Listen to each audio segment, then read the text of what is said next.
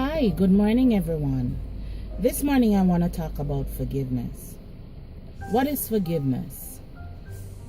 It is letting go of the wrongs and things that people have done to you which has caused offense, and you really don't feel like, letting it go. You want to keep them out. But I encourage you to forgive. I encourage you to, put aside the offense that somebody has done to you.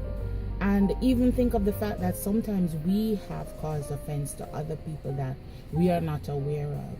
And if you look at what the Bible says, even the Lord's Prayer, right?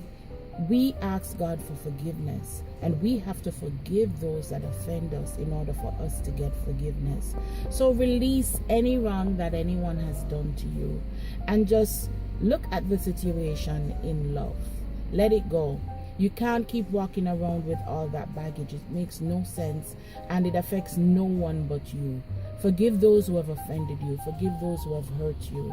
And leave all the situation to God. Cast your cares on Him, and He'll take care of you. Have a great day.